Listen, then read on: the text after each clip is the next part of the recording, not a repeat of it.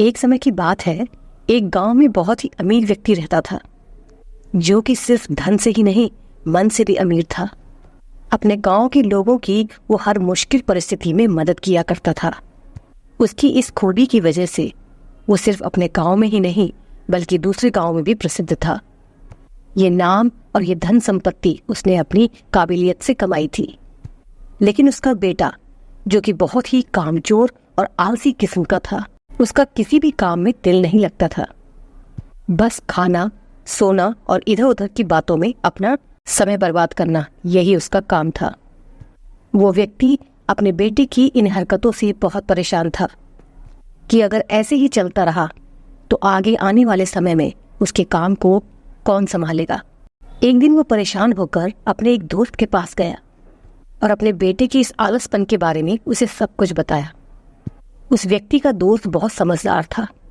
उसने अपने दोस्त से कहा कि तुम परेशान मत हो और उसे मेरे पास भेज दो, मैं उसे कुछ टाइम में ही ठीक करके तुम्हारे पास भेज दूंगा। वो व्यक्ति वापस घर आ जाता है और अपने बेटे को समझाते हुए कहता है कि देखो बेटा, मैं अब बूढ़ा होता जा रहा हूँ, मेरे बाद अब ये सारा काम तुम्हें ही संभालना है। लेकिन तुमने कभी कोई काम किया नहीं, इसलिए तुम्हें किसी काम की समझ नहीं है। मेरा एक दोस्त है, तुम उसके पास जाओ, वो तुम्हें सारा काम समझा देगा। बस कुछ ही समय की बात है, उसके बाद तुम वापस आ जाना। अगले दिन उसका बेटा उसके पिता के दोस्त के पास चला जाता है और वहां जाकर उनसे बात करता है कि चाचा जी, मुझे पिताजी ने आपके पास काम सीखने के लिए भेजा है, तो आप मुझे काम सिखा दीजिए। अब वो आदमी कहता है कि ठीक है, मैं तुम्हें काम सिखाता हूँ। वो आदमी उस लड़के को एक बंजर सी सूखी पड़ी जमीन के पास ले जाता है और उस जमीन को जोतने के लिए कहता है। उस सूखी बंजर पड़ी जमीन को देखकर उस लड़के को बहुत गुस्सा आता है, लेकिन वो अपने गुस्से को वहीं रोक लेता है और अपने मन में सोचता है कि पिताजी ने चाचा जी के पास मुझे काम सीखने को कहा है। अपने गुस्से को रोकते हुए वो लड़का कहता है कि चाचा जी, मुझे पिताजी ने आपके पास काम सीखने को कहा है और आप ये बंजर सूखी जमीन को मुझे जोतने के लिए कह रहे हैं। इसकी मिट्टी भी पूरी तरह सख्त हो चुकी है, मैं ये कैसे करूँगा। वो आदमी कहता है कि बेटा, मैंने जो कहा है पहले उतना करो, उसके बाद मैं तुम्हें बाकी का काम समझा दूंगा।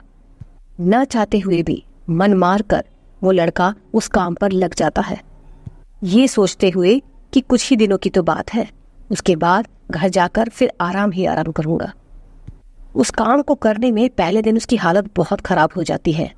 वो थककर चूर हो जाता है और मन ही मन अपने पिता को बुरा भला कहने लग जाता है। रात को थककर खाना खाकर वो सो जाता है। अगली सुबह चाचा जी के पास जाकर बोलता है कि आज मुझे क्या काम करना है। वो आदमी कहता है कि बेटा, आज तुम्हें बाजार जाकर कुछ प्लांट्स के बीज लाने हैं, क्योंकि आज तुम्हें उन बीजों को उस जमीन पर लगाना है जो तुमने जोती थी। वो ठीक वैसे ही उनके कहे अनुसार कर देता है। बाजार से प्लांट्स के बीज लाता है, उस बंजर जमीन पर डाल देता है और रोज उसके पानी डालकर देखभाल करने लगता है। इस तरह कुछ महीने बीत जाते हैं।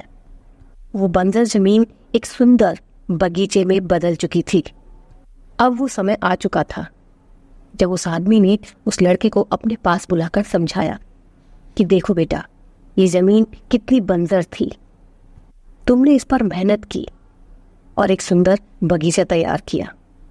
अगर इसे यूं ही बंजर समझकर छोड़ दिया जाता तो ये ऐसे ही पड़ी रहती। उसी तरह इंसान भी है, जो सिर्फ आलस में जीकर बिना कुछ किए व्यर्थ ही अपने जीवन को बिता देता है। एक आलसी का जीवन बिना कर्म के व्यर्थ है, बिना मेहनत के कुछ हासिल नहीं होता। तुमने इस बंजर जमीन पर मेहनत की और देखो तुम्हारी मेहनत रंग लाई। वो लड़का इस बात को समझ गया था कि मेहनत एक न एक दिन रंग लाती है। वो उस आदमी से कहता है कि चाचा जी, अब से मैं किसी भी काम में कभी आलस नहीं करूँगा और खूब मेहनत करूँगा। कुछ समय बाद वो आदमी अपने बेटे से मिलने आया। उसने देखा कि उसका बेटा एक बहुत ही सुंदर बागीचे के पास खड़ा उन पौधों में पानी डाल रहा था। उसने अपने मित्र से पूछा कि यहाँ तो कोई बगीचा था ही नहीं, ये तो एक बंजर जमीन थी। उसके दोस्त ने कहा कि ये बागीचा तुम्हारे बेटे ने बनाया है अपनी मेहनत से। अपने बेटे की तारीफ सुनकर उसकी आंख में आंसू आ जाते हैं। तो दोस्तों, ये जो आलस है, ये सफलता के मार्ग में आने वाली एक बाधा है। इस आलस की वजह से न जाने जिंदगी में हम कितने मौके गंवा देते हैं। इसीलिए अपने सपनों को पूरा करने के लिए हमें लगातार परिश्रम करना चाहिए, क्योंकि अगर सो गए तो कुछ हासिल नहीं कर पाएंगे। इसीलिए कुछ पाने के लिए तो जागना ही पड़ेगा। So do hard work and get your success.